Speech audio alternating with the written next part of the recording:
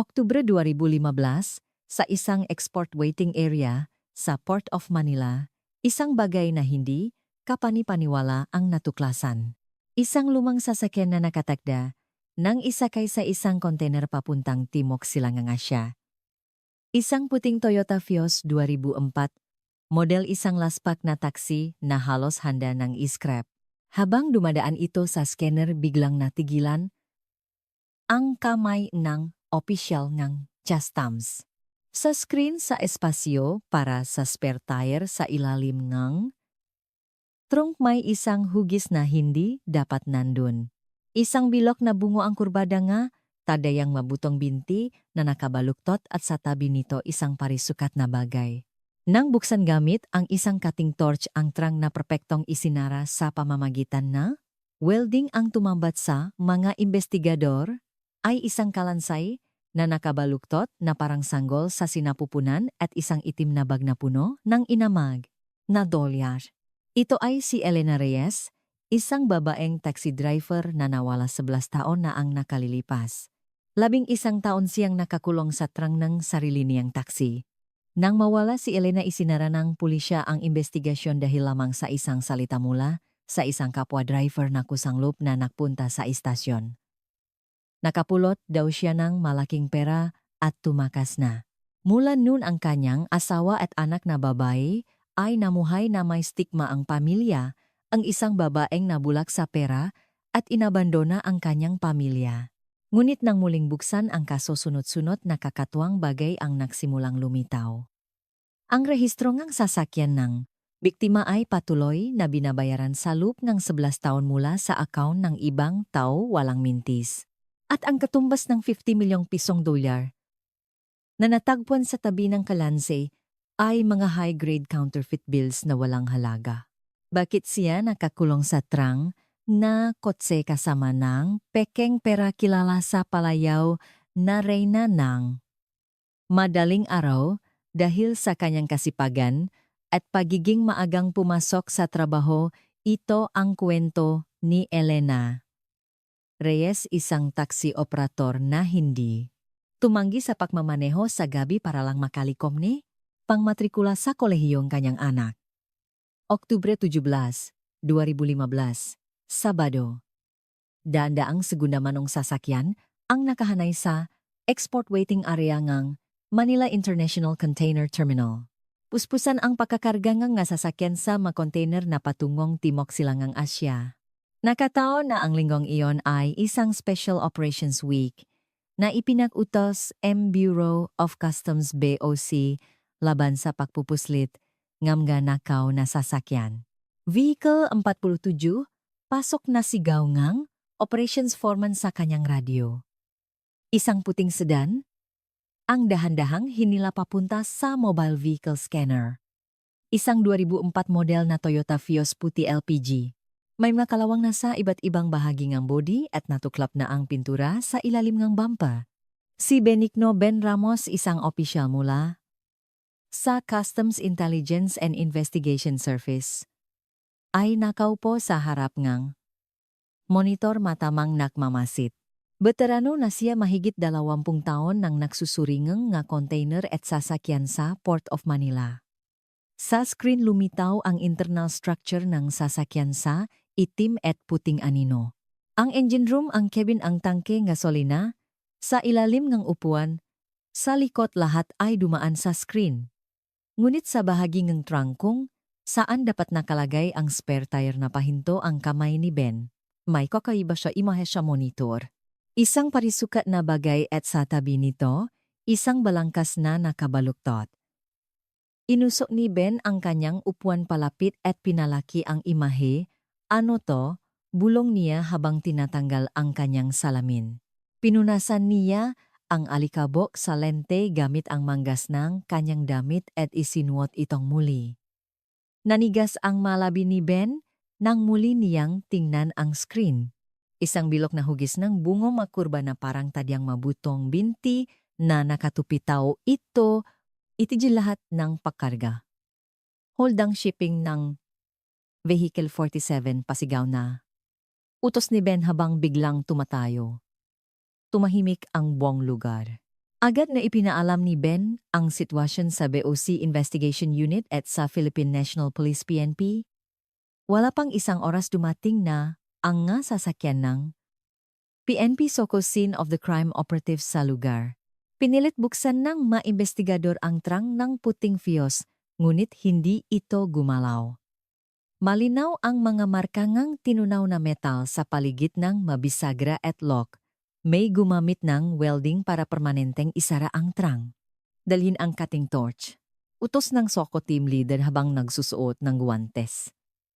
Nang tumagos ang high-frequency cutter sa mga welded na bahagi ng trunk kumalat, ang amoy ng nasusunog, na metal kasabay ng maasim na singgaw. Nang iangat ang isinarang metal plate sabay-sabay na napalingon ang ilang investigador. Isang kalansay na nakabaluktot na parang fetus at sa tabi nito isang itim na leather bag na bitak-bitak na ang balat dahil sa pagkabulok. Sa siwang ng zipper ng bag may mga papel na nakausli na puno ngamak. Maingat na kinuhangang, isang Soco agent ang isang bungkos ang papel gamit ang tiyani. Mga $100 bills. Kahit na halos, kalahati na ang nasira dahil sa moisture at amak mahigpit pa rin ang pakakatali sa bawat bungkos. Sa bigat at dami nito, tinatayang nasa $1 milyong ang halaga katumbas ang halos 50 milyong piso. Sinuri ni Ben ang chassis number ngang sasakyan. Habang binabasa niya ang impormasyon sa monitor na pahinto ang kanyang nga mata sa isang detalye, may-ari Elena Reyes, taxi operator Quezon City. Iniulat na nawawala noong Oktubre 2004 base ni Ben habang tinuturo ang screen. Ang rehistrong sasakyan ay hindi kailanman nakansela, walang naganap na paklipat ng pakmamay-ari.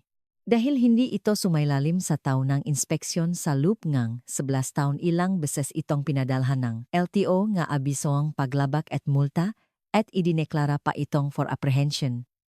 Ngunit may isang kakatuwang bagay. Ang mamultang naipon dahil sa hindi pagpaparehistro ay laging nababayaran tuwing may lumalabas na abiso. Dahil dito nanatiling aktibo ang rehistro sa loop ang 11 taon. At 2 linggo lang ang nakalipas ang sasakyan ay naproseso para sa export processing sa ilalim ng pangalan ng isang char export broker si Freddy Boy Castro. Hiningi ni Ben sa mga pulis na naroon na i-check ang pangalang Elena Reyes sa database ng manawawalang tao. Lumabas ang isang record. Oktubre 23, 2004, gabi hindi umuwi pagkatapos magmaneho kaya't ang asawang si Miguel Reyes ang nagulat ng pagkawala. Ang testimonya ng kapwa taxi driver na si Roberto Gomez na kasama niya sa isang garahe ay nakatala. Tuwang-tuwa si Elena, sabi niya nakapulot siya ngang bag na puno ngang pera. Batay sa testimonya na ito itinuring ng pulisya na simpleng pagtakas ito at isinara ang investigasyon pagkatapos ng 3 buwan. Sinimulang balikan ni Ben ang proseso ng pag-export. Ang taong nagbenta ang sasakyan kay Freddy Castro sa halagang 30,000 piso ay si Ramon Gomez, 28 anak ni Roberto Gomez. Natuklasan din na peke ang mga isinumiteng deed of sale at iba pang dokumento na may pangalan ni Elena Reyes. Agad na ipinatawa ni Ben sina Ramon Gomez at ang broker na si Freddy Castro sa investigation room ng customs. Nakaupo si Ramon sa isang metal na upuan na kayuko habang nakapatong ang nga kamay sa kanyang tuhod. Alam ko lang po na may lumang kotse si Papa sa bodega namin sa Antipolo. Kailangan ko pong pera kaya binenta ko, sabi ni Ramon nang hindi tumitingin. Nakawel ang trunk. Hindi ka ba nagtakatanong ni Ben habang inilalapak ang madokumento sa mesa? Tinanong ko po yung broker, sabi niya okay lang daw kung pang-export. Hindi ko po talaga alam kung ano ang laman, sagot ni Ramon habang pinakrus ang nga daliri sa ilalim ng mesa. Paano ang madokumento ang deed of sale sa pangalan ni Elena Reyes? Sino ang gumawa nito, sabi po ni Sir Freddy? Siya na daw? Po ang bahala doon, unti-anting humina ang boses ni Ramon. Dumating ang resulta, NBAhe pagsusuri sa kalansay mula sa NBE Forensic Division. Ang dental records ay tumugma sa dental chart ni Elena Reyes noong 2004, may nakitang depressed skull fracture sa laikot ng bungo na sanhi ng pakpalo ng isang matigas na bagay. Hindi ito simpleng pagkawala. Bumuo ang Special Investigation Team, ang PNP Criminal Investigation and Detection Group CIDG. Nung gabing iyon patakbong, dumating si Angela Reyes sa pasilyo ng morga ng PNP.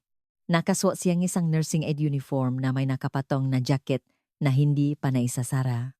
Huminto siya sa harap ng pintong morga. Mula sa labas na tanaw niya, ang kalansay na nakatakip ngang puting kumot. Dahan-dahan niyang binuksan ang pinto at pumasok.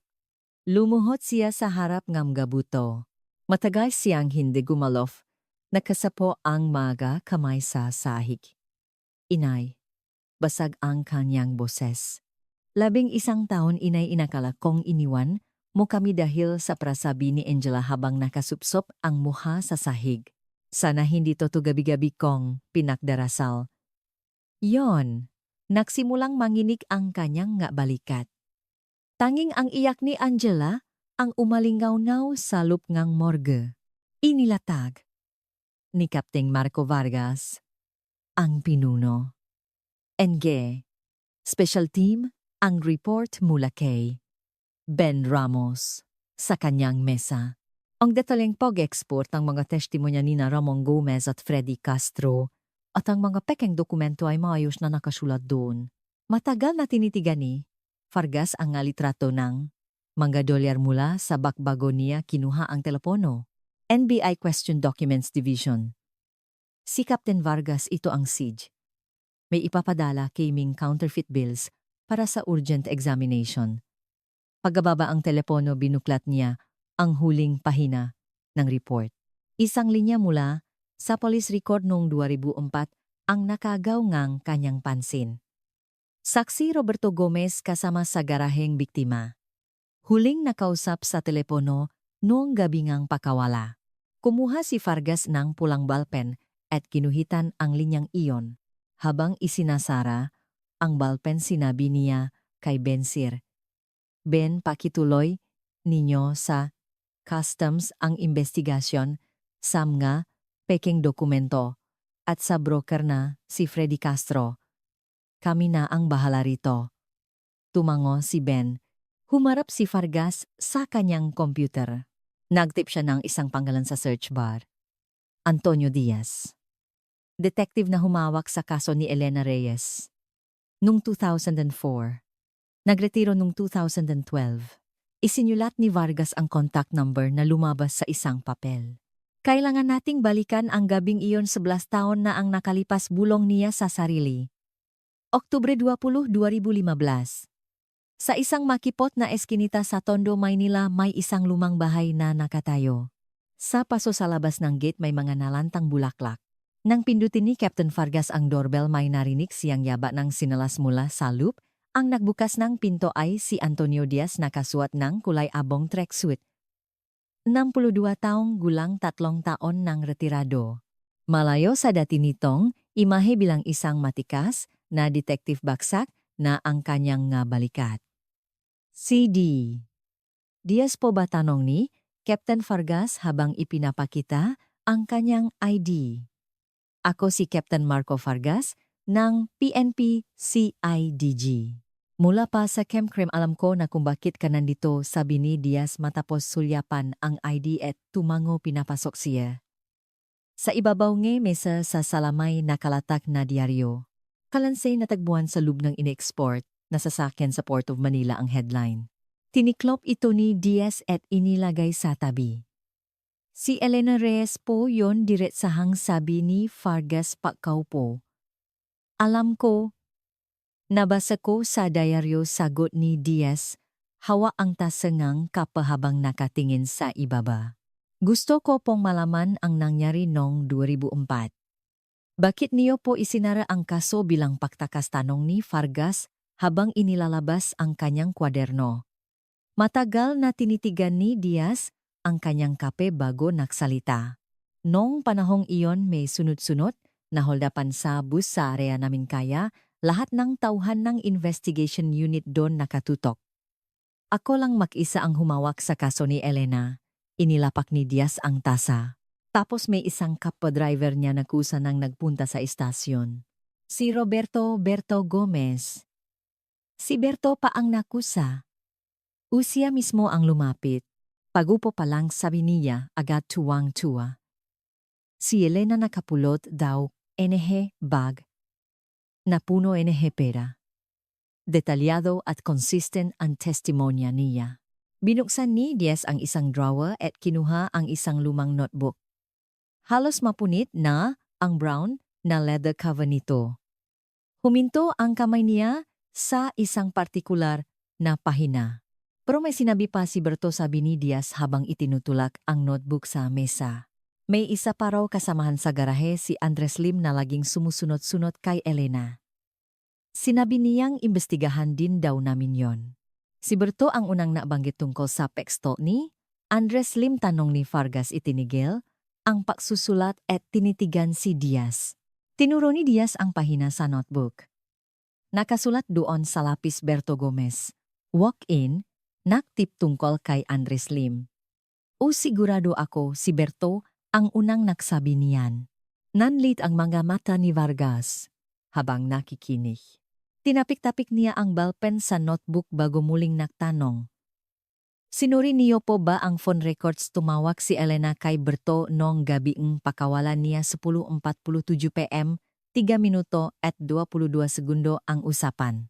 Pero sabi ni Berto maalauna nga, madaling araw daw sila nakita sa garahe at ipinamalaki ang bagnang pera. Hindi tugma ang oras, sabi ni Diaz habang binubuklat ang notebook. Bakit hindi? Niyo po iyon inimbestigahan ng mas malalim. 3. Missing persons case. Ang hawak ko noon. May isa lang ako, kulang sa tao. Bumaba ang boses ni Diaz. Umatras ang maugat sa kanyang kamay. Nahawa ang notebook. Nalaman niyo po ba na ang rehistro nga sasakyan ni Elena ay binabayaran mula sa account ng ibang tao? Hindi. Kahit yang basic na yan, inilapa ni Diaz ang notebook at pinunasan ang kanyang mukha. Tumayo si Vargas. Hihiramin ko po muna itong notebook, sir. Sige, dalhin mo. Lahat ng tinago ko sa loob ng 11 taon nandiyan lahat, yan, sabi ni Diaz habang hinahatid si Vargas palabas. Nong hapon ding iyon, pinuntahan ng team ni Vargas ang taxi terminal sa Quezon City, isang malawak na sementadong lot na may mga mansang langis. Sa gilid may mga opisina at locker. Ang sumalubong sa kanila ay si Mang Tomas, 67, isang retiradong taxi driver. Kahit sa Laguna na siya nakatira, agad siyang bumalik ng tawagan ng pulis. Noong gabing yon pumasok si Elena. Dito pro iba ang itsura niya, sabi ni Mang Tomas habang tinuturo ang isang sulok. Namumutla siya at laging sumusulyap sa likod ng passenger seat ng taxi niya. Ano po ang nasa likod? Tanong ni Vargas. Madilim kaya hindi ko masyadong nakita. Pero parang may itim na bag doon na hindi naman niya dati dala, pag-alala ni Mang Tomas. Pagkatapos tinawagan niya si Berto tapos umalis ulit siya ng nakmamadali.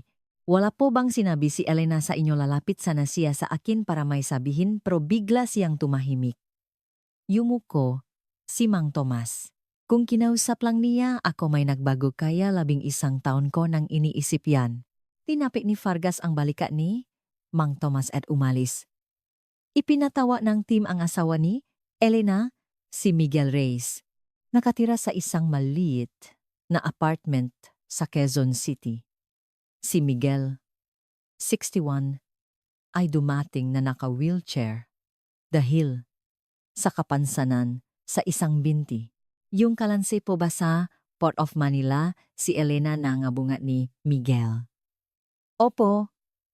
Nagtukma ang dental record, sagot ni Vargas. Nangingini ang panga ni Miguel.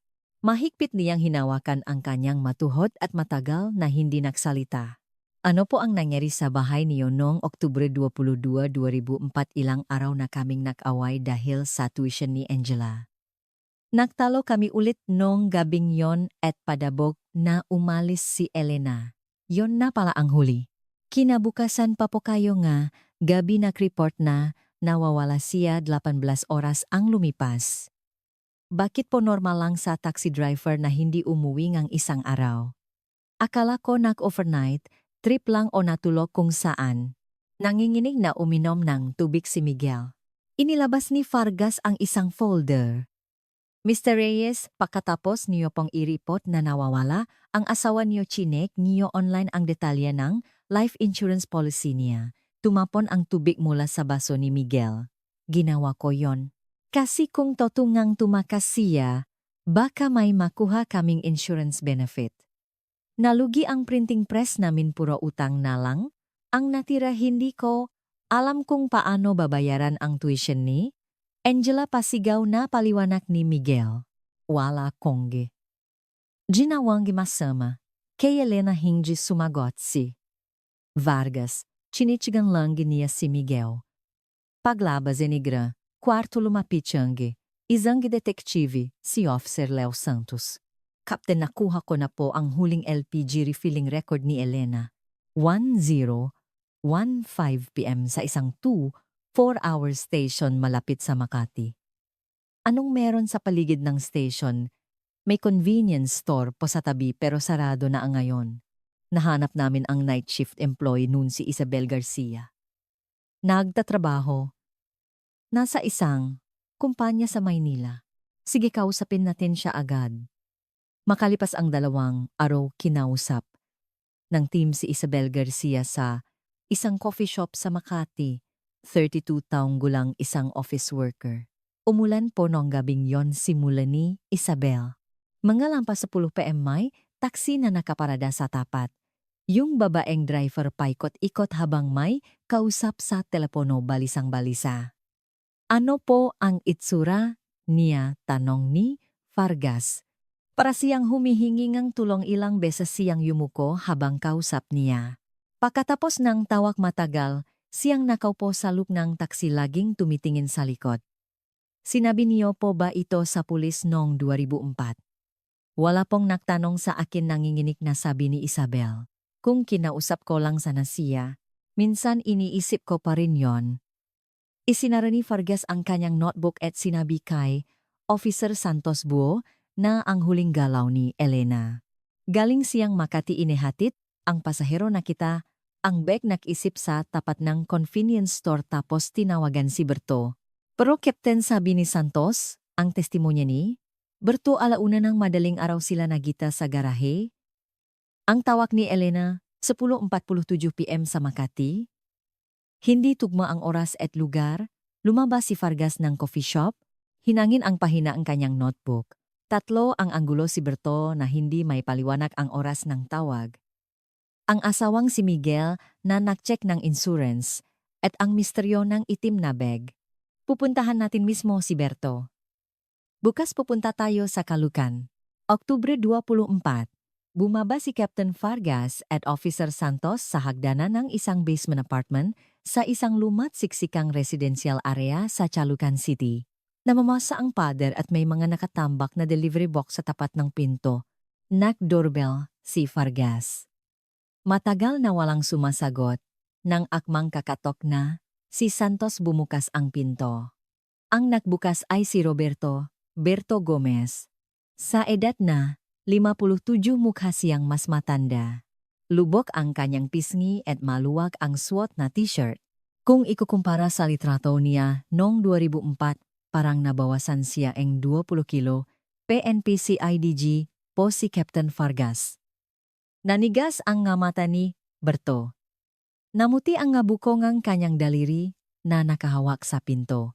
Ngunit wala pang isang segundo bumalik sa normal ang kanyang ekspresyon at maluwag niyang binuksan ang pinto. Tuloy po kayo. Pasensya na maliit lang ang bahay. Sa loob isang natutuping mesa at isang nakalatak na kumot lang ang laman. Tambak ang cup noodles sa lababo. Nandito po kami para sa sasakyang nakuha sa Port of Manila, yung 2004 Vios na nakapangalan kay Elena Reyes. Naalala niyo po ba napanood ko sa balita sagot ni Berto habang naupo sa sahig? Kalmado ang kanyang boses. Pareho pa rin po ba ang testimonya niyo noong 2004 na sinabi ni Elena na nakapulot siya na malaking pera o po yun pa rin po?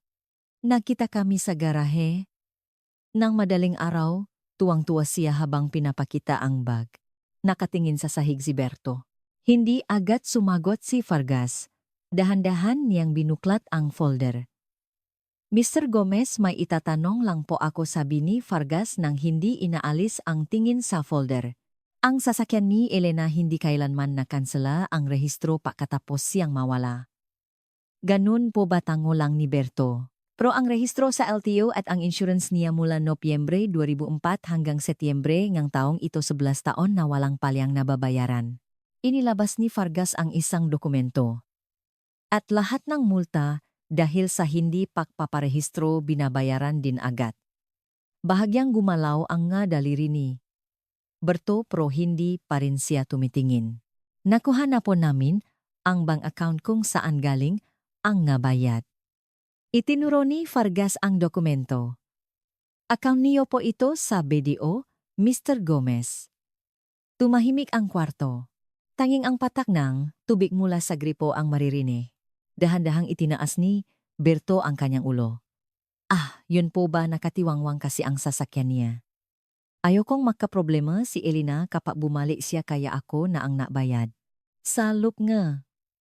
11 taon umaasa po kasi akong babalik siya. Tinitigan ni Berto si Vargas. May bahagyang ngiti sa kanyang labi. Pinakmasdan ni Vargas ang ekspresyong iyon. Binuklat niya ang isa pang pahina. Noong Nobyembre 2004, umupa kayong isang bodega sa Antipolo, Rizal, 5,000 piso kada buwan, nakapangalan sa inyo, para daw sa personal na gamit. Hindi niyo rin kinansela ang upa sa loob kang 11 taon. Hindi sumagot si Berto. Ang madali rin niya ay paulit-ulit na kumukuyom at bumubukas. Ipinagpatuloy ni Vargas ang pagbilang. Upa sa bodega 5,000 kada buwan. Rehistro, insurance at multa para sa sakayan ni Elena. Halos 10,000 piso ang gastos niyo buwan-buwan. Sa loob ng 11 taon yan ay mahigit 1,000,000 piso. Tumingin si Vargas kay Berto. Isang construction worker gumastos ng mahigit 1,000,000 para sa isang lumang taxi na hindi naman sa kanya. Bakit po, mabait lang po? Talaga ako, maikling sagot ni Berto. Hindi na nagtanong pa si Vargas. Isinara niya ang folder at tumayo. Pagbukas ng pinto sinabi niya nang hindi lumilingon, babalik po kami. Pinanot ni Berto ang pag-alis ng dalawang investigador. Nang mawala sila sa hagdanan, nanginginig ang kamay niya habang isinasara ang pinto. Sa kotse, tinanong ni Vargas si Officer Santos. Ang pek-check ni Miguel sa insurance kumpirmadong pagkatapos niyang mak-report na nawawala ang asawa. At may na-recover na CCTV footage noong gabing iyon umuwi si Miguel. May alibi siya. Captain, may isa pa po, sabi ni Santos ipinapakita ang tablet. Sinuri ko ang LPG refilling history ni Elena. Tuwing Martes at Huwebes ng gabi 11 p.m. laging sa isang partikular na lugar sa Makati siya nagpapakarga malapit sa isang office building. Masyadong regular para sa simpleng pamamasada. Anong meron sa building na yon noong 2004, may maliit na trading company dun, Global Trading. Nagsara noong 2005. Ang may-ari ay si Victor Tan 50 noong 2004. May record na lumabas ng bansa noong 2005, pero walang record na bumalik. Ipatrace natin si Victor Tan sa DFA. Hintayin muna natin ang resulta mula sa NBI tungkol sa pekeng pera. Kapag nalaman natin ang totoo tungkol sa pera, magbabago ang lahat. Nung gabi ring iyon pumunta si Angela sa opisina Engchi D. May dala siyang isang kupas na diary. Nakita ko po ito sa lumang aparador ni Inay habang naglilipat kami. Kinuha ni Vargas ang diary. Huminto siya sa huling entry noong unang bahagi nga, Oktubre 2004. Yung kliyente ko na naman sa Makati. Laging may dalang bag. Sabi niya huwag daw akong magtanong. Kinakabahan ako pero kailangan ko para sa tuition ni Angela. Tatapusin ko lang itong buwan tapos titigil na ako. Tumingin si Vargas kay Angela, nanginginig ang kanyang ngalabi. Kaya pala itinuloy ni inay kahit alam niyang delikado dahil sa tuition ko. Huwag po muna tayong gumawang konklusyon. Gagamitin namin itong diary bilang mahalagang ebidensya. Yumuko si Angela at umalis. Sa dulong pasilyo matagal siyang nakasandal sa pader. Tumayo si Vargas sa harap kang whiteboard. Pinag-aralan niya ang pangalan Elena Reyes, Roberto Berto Gomez Miguel Reyes, Global Trading Victor Tan. Ano po ang susunod na hakbang, tanong ni Santos? Kumuha ka ng records ng lahat ng robbery hold-up cases sa Makati noong 2004. At isa pa gumuhit ng bilog si Vargas sa tabi ng pangalan ni Berto. Kailangan nating alamin kung alam ni Berto ang tungkol sa sideline na ito ni Elena sa Makati, Nobyembre 2, 2015 Lunes. Binuksan ni Captain Vargas ang sobre mula sa NBI. Ang mga dolyar ay kumpirmadong high-grade counterfeit bills. Halos impossible itong matukoy ng mata o ng karaniwang machine. Pero lahat ng serial numbers ay tumugma sa listahan mula sa isang malaking counterfeit ring na binuwag ng US at Philippine authorities noong 2004 sa Operation Smokescreen. Ang magparang, ito ay walang halaga. Pekeng pera na nakakahalaga ng 50 milyon, sabi ni Vargas, dahil may counterfeit bills sangkot na rin ang customs. Kailangan nating bumuo ng Joint Task Force. Nabuo ang Joint Task Force at si Ben Ramos mula sa BOC ang itinalagang kasama sa investigasyon. Sa whiteboard, may dalawang linya. Sa kaliwa ang linya ni Vargas Elena Reyes Calansay Welded Trang Berto Gomez. Sa kanan ang linya ni Ben Counterfeit Bills Operation Smokescreen Global Trading Makati Office Taxi ni Elena. Sa gitna kung saan naktatakpo ang dalawang linya, nakasulat ang pangalan ni Berto Gomez na may tandang pananong. May dala si Ben na impormasyon. Noong gabi ngang Oktubre 22, 2004, may bigla ang checkpoint sa Makati laban sa isang manimulengang counterfeit bills. Isang suspek na sakay ngang taxi ang nakatakas pero naiwan niya ang bag, hindi na siya nahuli. Kaya pala sabi ni Vargas, ang huling pasahero ni Elena ay ang manimula. Natakot siya sa checkpoint kaya iniwan ang bag. Akala ni Elena totoong pera. At dahil babay siyang mag-isa sa gabi, natakot siyang dalhin sa pulis. Kaya tumawag siya sa pinakakatiwalaan niyang kasama para humingi ng tulong, dagdag ni Santos. Tinitigan ni Vargas ang pangalan ni Berto. Kung akala ni Berto na totoong prayon, dapat ginastos niya pagkatapos ng krimen. Officer Santos, imbestigahan mo ang financial records at galaw ni Berto mula Nobyembre hanggang Disyembre 2004. Noong hapon ding iyon may isang sulat na dumating para kay Ben. Walang pangalan ng napadala. Sa loop isang pirasong papel na may pangalan at address ng isang lumang money changer sa Ermita, Maynila. Nakasulat sa typewriter Nobyembre 2004. May lalaking nagtangkang magpapalit ng isang bungkos na $100 bills pero pinalayas ko. Makalipas ang 2 araw, natakpuan ni Ben ang may-ari ng money changer, si Mang Cesar 921, 30 taon akong money changer. Alam ko sa hipo pa lang, sabi ni Mang Cesar. Nung taglagas ng 2004 may isang lalaki, mga 40s ang edad na nag-abot ng isang bungkos. Pero yung pagkakaimprenta medyo flat. Ang totoong dolyar kapag hinaplos mo, nakaumbok ang tinta. Ano po ang ginawa niyo? Tiningnan ko sa ilalim ng UV light. Iba ang reaksyon ng security thread. Sigurado akong pagka. Sinabi kong tatawag akong pulis, pero bigla niyang hinablot ang pera at tumakbo. Inilabas ni Ben ang isang litrato ni Berto noong 2004. Siya po ba ito? Tinitigan ito ni Mang Cesar. Matagal na kaya hindi ako sigurado. Pero yung pangangatawan at dating malaki ang pagkakahawik. Yung balita po tungkol sa taxi sa Port of Manila napanood Niyo po ba kayo po ba ang nagpadala ng sulat nag-atubili si Mang Cesar? Nakokonsensya? Ako na hinayaan ko lang siyang makatakas noon. Nag-report ako pero hindi siya nahuli. Nang mapanood ko ang balita naalala ko ang lahat. Sa opisina ang task force isinulat ni Ben sa whiteboard, pagtatangkang magpapalit na bigo. Nalaman na pagka ang pera? Mula sa kabilang linya, may report si Santos. Captain walang malaking withdrawal o gastos sa account ni Berto pagkatapos ang Nobyembre 2004. Hindi niya ginastos ang pera. Tama sabi ni Ben, dahil nalaman niyang pagka. Tinitigan ni Vargas ang whiteboard. Kinuha niya ang pulang marker at dahan-dahang binura ang tandang pananong sa tabingang pangalan ni Berto. Buona ang larawan. Nakita ni Elena ang bag na takot at humingi ng tulong kay Berto. Akala ni Berto totoong 50 milyon yon kaya pinatay niya si Elena. Pero nalaman niyang pagkapalakaya itinago niya ang bangkay kasamang taxi sa loop ng 11 taon. Ngunit alam ni Vargas na kulang ang circumstantial evidence. Kailangan natin ng physical evidence. Biglang sa litasipin. Nahanap na po si Victor Tan ng Global Trading.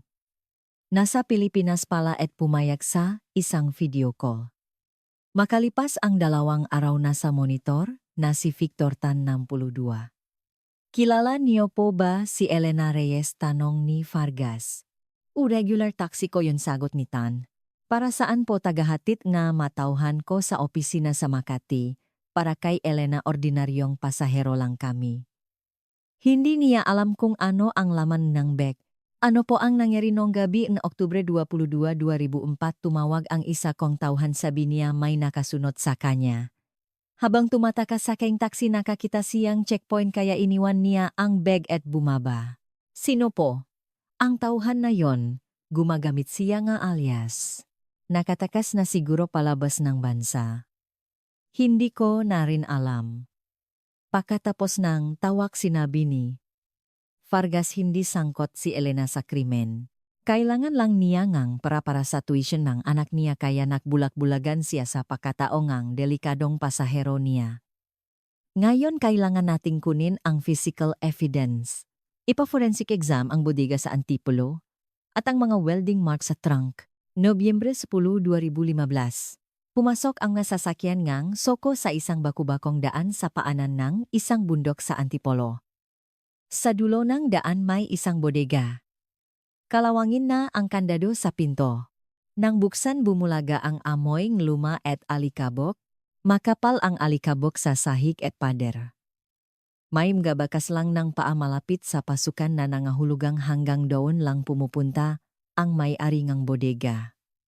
Malinaw ang mga markangang 4 na gulong sa semento. Dito po sigang isang soko agad tinututukan ng flashlight ang isang sulok. Mga natunaw na metal mula sa welding. Kinuha ito gamit ang tiyani at inilagay sa evidence bag.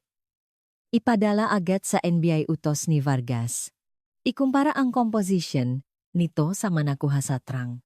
At Captain sabi ni Santos may record na po tayo sa trabaho ni Berto. Mula 1,997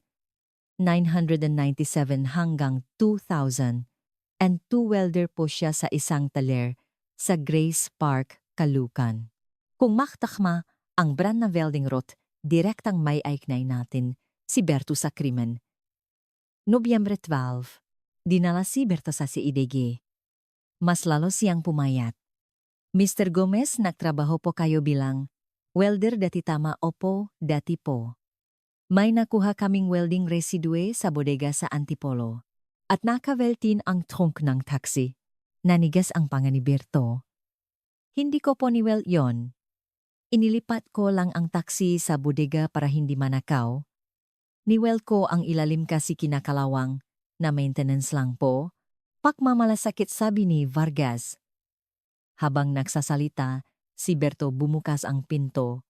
Captain, sandali po sabi ni Santos. Sa labas ibinulong niya. Kusang dumating po ang asawa ni Andres Lim, yung stalker.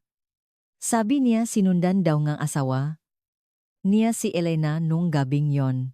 si Andres Lim ay namatay sa cancer noong 2010. Sa waiting room nakaupo ang asawa ni Andres. Bago po mamatay ang asawa ko, may binubulong-bulong siya. Sinundan daw niya si Elena nung gabing yon pero nawalan niya sa Makati. Umuwi siyang walang dala. 11 taon po akong hindi makatulog iniisip kung may ginawa siyang masama. Nagkaroon ng debate sa team. Baka si Andres ang pumatay at si Berto ang tumulong magtago sabi ng isang detective. Tumingin si Vargas sa whiteboard.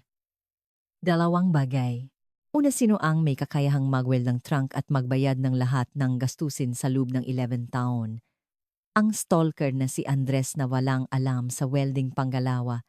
Tinuro ni Vargas ang record sino ang unang nagtip sa pulis. Tungkol sa pekstang ni Andres si Berto Gomez. Imposibleng ang suspek na tinuturo ng isang kriminal ay ang totoong kriminal. Ginawa niya yon para iligaw ang investigasyon. I-check ang alibi ni Andres Lim. Makalipas ang 2 oras may resulta. May LPG refilling records si Andres Lim sa Kalukan nung 11:45 p.m. at sa Pasay nung 1:30 a.m. malayo sa lugar ng krimen. Sinundan niya si Elena, pero wala siya sa crime scene nung nangyari ito, sabi ni Vargas. Kinuhitan ang pangalan ni Andres Lim. Bilisan niyo ang resulta mula sa NBI. Captain si Berto po nasa interrogation room pa ba tumayo si Vargas. Pagbukas niya ngang pinto wala ng tao. Dahil voluntary, ang pagpunta niya umalis na siya. Kinabukasan, Captain, nawawala po si Berto sa bahay niya. Naka-off ang phone report ni Santos. Ang huling tawa niya sa anak niyang si Ramon. Ipinatawag si Ramon. Ano ang sinabi ng papa mo, tanong ni Vargas. Hindi ko po masyadong narinig pero may binubulong siya na kung umabot lang daw sana hanggang 2019 pero nagbago daw ang batas. Sabi niya tapos na daw ang lahat at alis na siya. Tiningnan ni Santos ang kanyang tablet. Noong 2004, statute of limitation para sa murder ay 15 taon. 2004 plus 15 is 2019. Hinihintay ni Berto na mapaso ang kaso niya. Pero noong July 2015, inalis na ang statute of limitations para sa heinous crimes, sabi ni Vargas. Nawala ang isang pag-asa niya. Issue ang nationwide alert. I coordinate sa Coast Guard at local authorities. Nobyembre 13, madaling araw. Sa duloong isang breakwater sa Baler Aurora, may isang taong nakaupo. Nakita siya nga nagpapatrolyang Coast Guard. Hoy, delikado, diyan umakyat ka, sigaw nila. Walang sagot. Nang lapitan nila, nakita nila si Berto Gomez, nakayakap sa kanyang matuhot, nakatingin sa dagat, tulala. Nang hawakan nila, bumaksak siya. Walang anumang paglaban, dinala siya pabalik sa Maynila. Nung umagaring iyon, dumating ang resulta mula sa NBI. Ang chemical composition ng welding residue mula sa trunk at mula sa bodega sa Antipolo ay magkatugma, parehong brand, parehong production lot. Ang lot na iyon ay na-distribute lamang sa 7 supplier sa buong bansa at isa doon ang dating pinagtatrabahuhan ni Berto. Lahat ay nagtugma, sabi ni Vargas. Ihanda ang interrogation room. Hapon sa interrogation room, nakaupo si Berto na babalot ng kumot. Sa harap niya inilatak ni Vargas ang nga dokumento, NBI, report employment, record sa blast, taong list ng bodega, records ng pagbabayad sa sasakyan ni Elena at ang testimonya ng money changer. Lahat ni ito isang tao langgang tinuturo, sabi ni Vargas. Umiling si Berto. Hindi ko ginawa yan. Si Elena ang nag-iwan sa akin ng bag at umalis. Inalagaan ko lang ang sasakyan niya. Mr. Gomez, nung 2004 may utang po kayo sa sugal, tama, natigilan si Berto. 350 piso. Hinahabol kayo ng 2 loan shark. Mula Nobyembre 2004, sabi ni Santos, Wala po kayong binayarang utang? Bakit hindi niyo mabayaran ang 350,000 kung may 50 milyon kayo tumingin si Berto sa mga dokumento? Ang ginastos niyo po sa pagtagoeng sikreto ay mahigit 1 milyong piso. 1 milyong totong pera para sa isang sikretong walang halaga. Nagsimulang manginig si Berto. At hinihintay niyo ang 2019 para matapos ang lahat. Pero nagbago ang batas.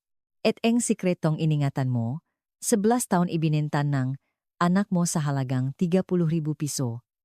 Kaya ka nandito ngayon. Nanginginig ang mga kamay ni Berto, tinakpan niya ang kanyang muha. At pagkatapos nagsalita siya, gusto ni Elena na solohin ang pera. Ayaw niya akong bigyan kaya negaway kami. Aksidente lang ang nangyari. Inilabas ni Vargas ang autopsy report. Ang fracture sa bungo ni Elena 2 beses siyang pinalo. Pinupok siya ulit kahit nakahandusay na. Kung aksidente bakit mo pa siya papaluin ulit, nanginginig ang labi ni Berto.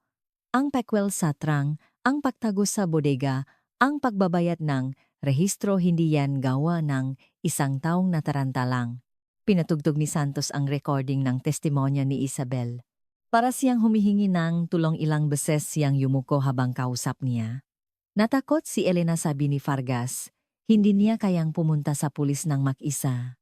Kaya tinawagan niya ang nag-iisang taong pinakakatiwalaan niya para samahan siya, yumuko si Vargas. At ang taong yon ay ikaw. Tumahimik ang kwarto. Maya-maya bumaksak ang balikat ni Berto. Ikukwento ko ang lahat basak ang kanyang boses. Dahan-dahang nagsalita si Berto. Mga 10 PM noon tumawag si Elena. Nanginginig ang boses. May naiwang bag daw puno ang dolyar. Natatakot siya gusto niyang magpasama sa pulis. Ano po ang pumasok sa isip niyo tanong ni Vargas? Yung 350,000 kong utang sagot ni Berto. Narinig ko ang 50 milyon na tuliro ako. Sino ang nagtakda ang lugar ng pakikita ako po? Sa isang abandonadong lote sa Mayche. 5. Walang tao? Doon kapag gabi. Bakit sa isang liblib na lugar gusto ko lang makita muna ang pera? Nakita kami, 11:30 PM. Umulan. Binuksan namin ang bag at nakita ko ang pera. Ano po ang sinabi ni Elena? Sabi niya, tara na sa pulis. Pero sabi ko, teka mag-isip muna tayo. Pero pinaandar niya na ang kotse. Nanginginig ang boses ni Berto. Paano po nangyari na sa passenger seat ako? May bakal na tubo sa panang ko. Habang alis na siya, pinalo ko siya sa likod tong ulo. Tumahimik ang kwarto. Isang beses lang po babumaksak siya sa manibela pero gumalaw pa. Natakot ako kaya pinalo ko ulit. Umiiyak na si Berto. Mga 30 minuto, akong nakaupo lang doon. Tapos naalala ko may dala akong welding machine sa taxi ko. Bakit po kayo may dala-dala ko pa mula sa dati kong trabaho? Minsan ginagamit ko para sa mga extra income na gayos ng mga gate. Inilagay niya ang bangkay sa spare tire compartment at wineld ang trunk. 2 oras ang inabot. Pagkatapos minaneho niya ang taksi ni Elena papuntang Antipolo itinago sa bodega at sumakay ngang unang biyahe ngang bus pabalik ng Maynila. Kinabukasan siya mismo ang nagpunta sa pulis para magbigay ng maling impormasyon. Kailan niyo po nalaman na ang pera? Pagkatapos ng 2 linggo, nagpunta ako sa ermita para magpapalit. Sabiing money changer pekedo. Ano po ang naramdaman niyo pumatay? Ako ang tao para sa basura. At isa pa krimen din ang magtago ang pekang pera. Natakot ako. Hindi niyo po ba naisip na buksan ulit ang trunk ilang? Beses ko pong naisip. Pero natatakot akong makita ulit ang mukha niya. 11 taon akong hindi pumasok sa loob ng bodega. Hanggang sa pinto lang tinitingnan ang kandado. Dagdag pa niya kahit nakakahiya. Umaasa pa rin. Ako na baka may totong pera na nakahalo doon. Kaya hinintay niyo na lang ang ikibinondokuz, yun na lang ang pag-asa ko, 4 na taon na lang tapos na sana. Ano po ang naramdaman niyo nang malaman niyong nagbago ang batas na panood ko sa balita? Hindi ako nakatulog. Alam kong hindi na darating ang 2019. Isinara ni Vargas ang folder at tumayo. Inaresto si Roberto Berto Gomez. Dahil sa pagbabagoeng batas noong 2015 ang kaso ay hindi papaso at maari siyang kasuhan. Gabi tinawagan ni Vargas si Angela Mes Reyes. Ang unang ginawang nanay niyo noong gabing yon ay magdesisyong pumunta sa pulis. Natakot lang siyang mag-isa. Kaya tumawa siya sa nag-isang taong pinakakatiwalaan niya. At ang taong yon ang nagtaksil sa kanya. Nanginginig ang nga kamay ni Angela. Tahimik na tumulo ang kanyang ngaluha. Hunyo 2016. Sa korte si Berto ay hinatulan ng 22 taong pagkakakulong. Sa loob ng 11 taon sabi ng hukom biniyan ng akusado ang pamilya ng biktima ng isang kasinungalingan na nagdulot ng hindi masukat na sakit. Sinadya niyang iligaw ang investigasyon. Higit sa lahat nagtaksil siya sa tiwala ng isang taong humihingi ng tulong. Sa labas ng korte itinula ni Angela ang wheelchair na kanyang ama si Miguel na naputulan ng isang binti dahil sa complication ng diabetes na lumala dahil sa depresyon. Dumating si Antonio Diaz ang retiradong detective. Yumuko siya sa harap ni Miguel. Patawad po. Ako ang humawa ng kaso. Naniwala ako sa kasinungalingan ni Berto. Hindi ko sinuri ang detalye. Walang dahilan kasalanan ko po. Inabot ni Miguel ang kamay ni Diaz. Matagal silang nahawa kamay. Si Ramon Gomez anak ni Berto ay kusang pumasok sa isang gambling rehabilitation program. Isinulat niya, sa form tatapusin ko sa akin ang problemang sinimulan ng sugal ng aking ama.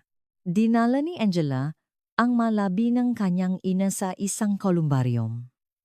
Inilagay niya ang isang litrato sa urn. Ang litrato ni Elena nung araw na nakuha niya ang kanyang taxi franchise na kangiti habang hawak ang lisensya.